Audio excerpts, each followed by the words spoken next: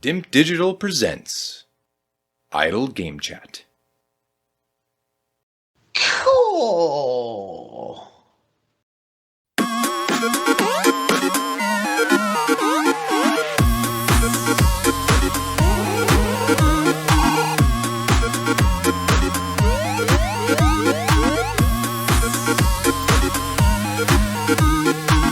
Hello, apps here from Dimp Digital. Welcome to Idle Game Chat bonus stage. This is our Fantasy Gaming League results show for 2022, and we're going to run through the results and speak to the winners of this year's competitions. Let's get straight into it. Let's start with our brand new 2022 Grand Prix winner. It's no longer the Nearly Man. It's Logan. How's it going? Yep, good.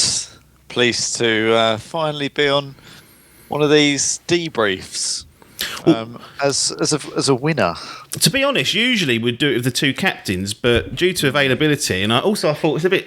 That is sour grapes for the captain, isn't it? To have to come on and explain themselves. This feels like depends who it is. Sometimes it's definitely worthwhile doing and putting people over the coals. So. That is true. So maybe we'll try and get 3 people in next year, the 2 winners and the losing captain. But you're here to perhaps give us an insight into your Grand Prix team. And of course, we are joined by the 2022 Fantasy Gaming League champion. It's Parky. How's it going? Yeah, not bad, thanks, Abs. Not bad. I'm like the Doc now, the 2-time. Yeah, you're a Grand Prix winner and a Fantasy Gaming League winner, so you can't be sniffing at that. A lot of people have done that 1-2 punch, but not many have managed to defend it, so that's something that'll be coming up later for the guys. Anyway, let's crack into it. I just wanted to do a brief podcast, just celebrate your wins here. I mean, Parky, let's start with you. First time in the Fantasy Gaming League, proper, the championship race, the showdown as we call it, having done, what did you do, 2 seasons in the Grand Prix and then you won it on the second one? Is that the timeline that I'm correctly remembering? I think I might, it was either I've done 2 and won the second or done 3 and won the third. Yeah, so it didn't take long for you to get out there and win it.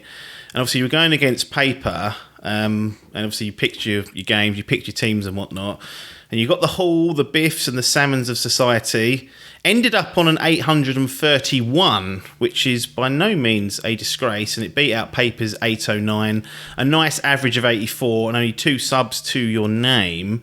Now, it doesn't quite overhaul the record. 831 was better than last year's total, which was 821. Biff still holds the record for his team effort in 2020 of 852. So that has to be the target for you guys for 2023, I'm afraid. But Parky, this is just an outsider's view. Okay, obviously I host this thing, I sit here and waffle, talk shit, pick holes and everything. But from my sort of 30,000 feet view, what I saw was an early stranglehold put on by your team, pressure placed, mistakes happening on the other side due to that pressure, and really cruised home to quite a comfortable victory. It never really felt like they got any momentum to get ahead of you guys. You seemed like you was always on top, always just dropping in like an 88 or an 86 or an 85. And really, it was just such a consistent performance that I don't think Paper and the other guys could respond. Yeah, it was because so much stuff got delayed from 2021. Yes. And he wasn't sure whether that was going to repeat again next year. It was kind of safer to go for the earlier games. Yep. Yeah. I feel Paper was obviously a great opponent. I think because Ragnarok I'm not sure if it got pushed back. It was just a bit of an unknown. We didn't know really till quite late that it was definitely coming out. The thing is, he got a 95 in Elden Ring and a 93 in God of War Ragnarok. Yep. I think if they came really early, I think Elden Ring was February time. Yeah. But if God of War was first half of the year, I don't think they would have panicked as much. No, definitely not. No, I can see that. We got lucky consistency for us this year. Yeah, I mean, you said you got Horizon Forbidden West early, you got Sifu early, Total War, Warhammer, Destiny, The Witch Queen, another early one, Dying Light 2, which wasn't a great scoring game at 76, but still was in early, Gran Turismo, Ghostwire Tokyo. Like, you were almost done by halfway through the year. Like, most of your games are out, so we saw the mistakes of on the other side of paper subbing out good scoring games like Tunic for the likes of F1 and losing points and whatnot. Logan, you were unfortunately on the receiving end of that. You were in the groups, in the team, the disarray of what was going on. Did it always feel like you were done and brown bread in this and there was no coming back to tackle Parky's team? I mean, I think I played a part with giving a shit game. If I remember rightly, a pretty low scoring one. I think it might even been the lowest score out of the lot.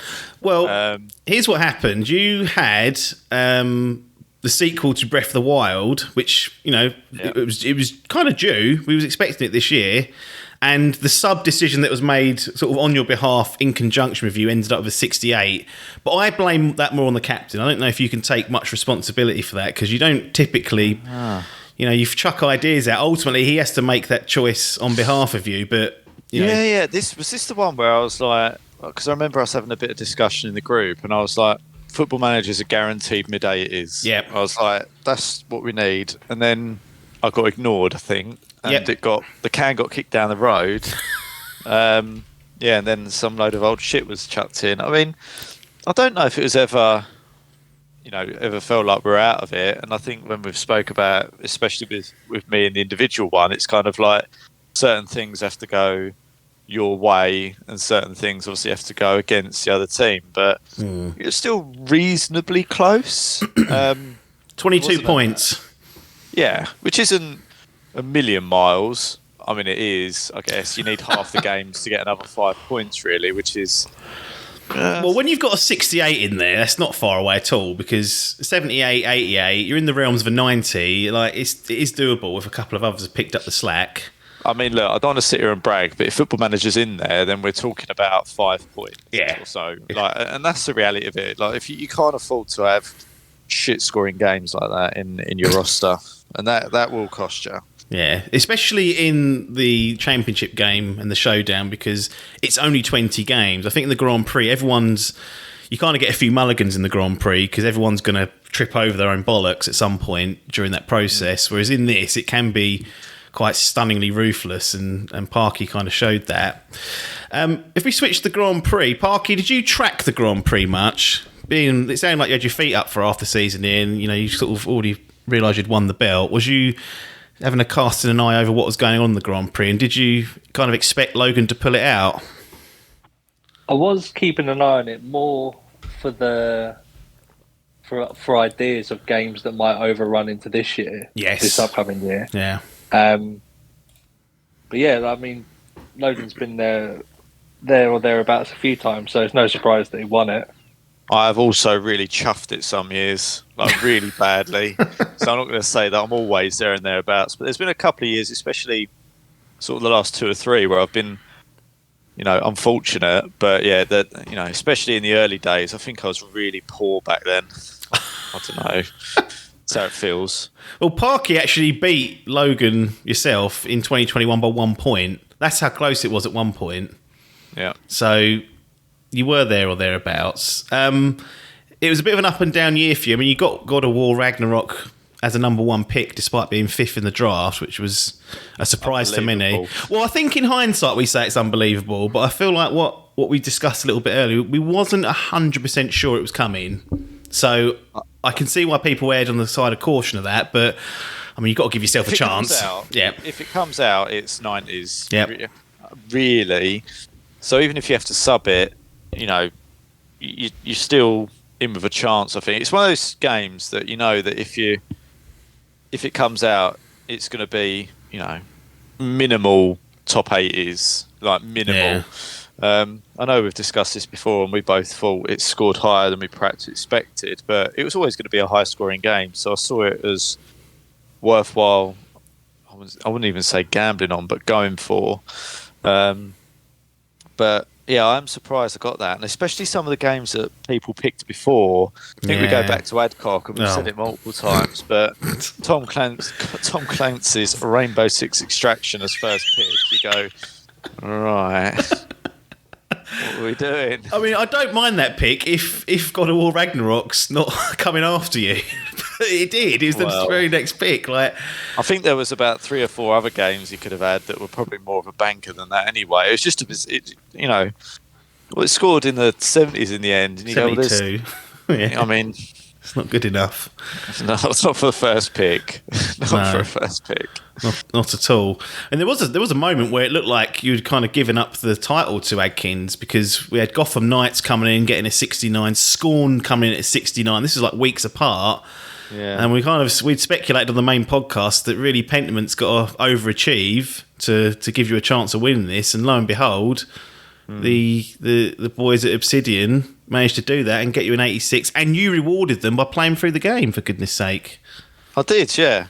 I think generally across the year I felt like I was pretty consistent in my picks, and I had some good picks as well, right? I think when you actually look at my roster... Cocky now. Well, no, but, in hindsight, but you got Gran Turismo 7, Kirby, Splatoon, Football Manager, Pokemon, God of War. Like, it feels like a strong set of games. So I think on the most of them, I was confident that I'd get 80s and in around that 80 mark. But obviously starting it with 2 blanks, and there are a couple of games on there that I was a bit like, not looking great. If Redfall would have come out, that'd have been interesting, because obviously I'm not even sure if it would have got higher than the 86. I don't think it would have. I mean, we'll see hopefully this year, or in 2023 rather, but yeah, I wouldn't. That seems like it's ultimately what clinched it for you, but definitely came out of the woodwork a little bit above expectations. Yeah. I think the biggest thing I learned was not have them blanks. Even if anything goes in, it's better than nothing. Yeah, and some people still can't learn that sort of nearly a decade in, and you've got people putting crap like Alaskan Truck Simulator in and King's Hunt. No one's even heard of these. I don't know where he gets them from, this Adcock character. And then he's cocky to say that he's got a chance even this year. He's telling me offline. And I thought, well, hang on a minute. You've done nothing to prove that you can perform at any level. Alaskan Truck Simulator. Don't know what that is. What are we doing? No. King's Hunt. Yeah, I don't know where he plucks these from.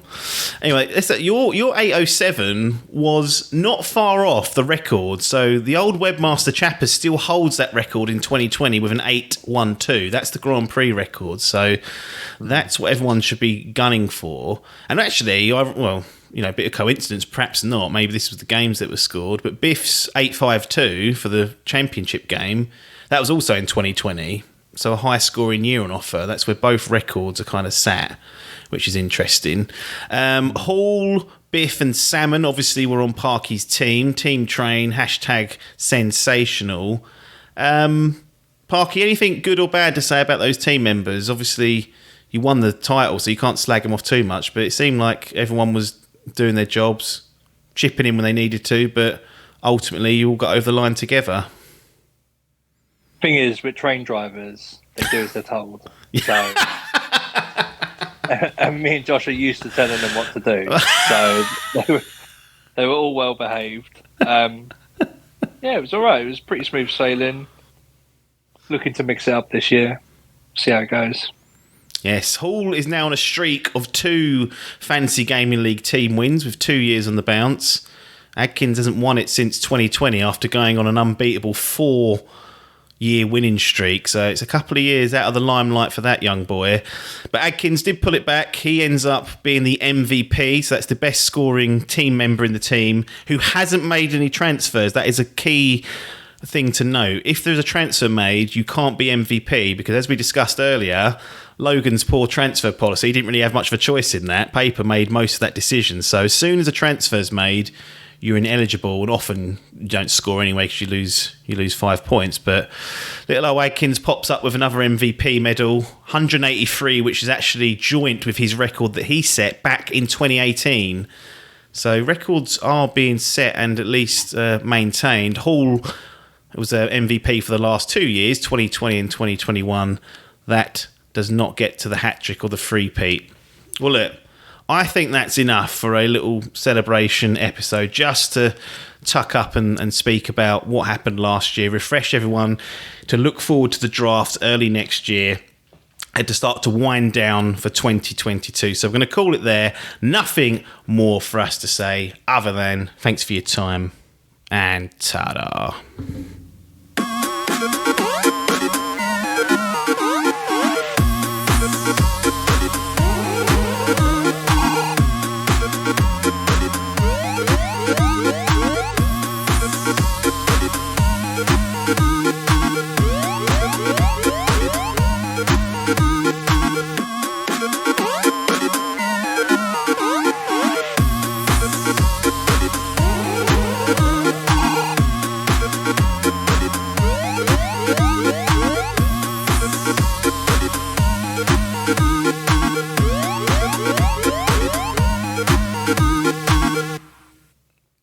This was a Dimp Digital production.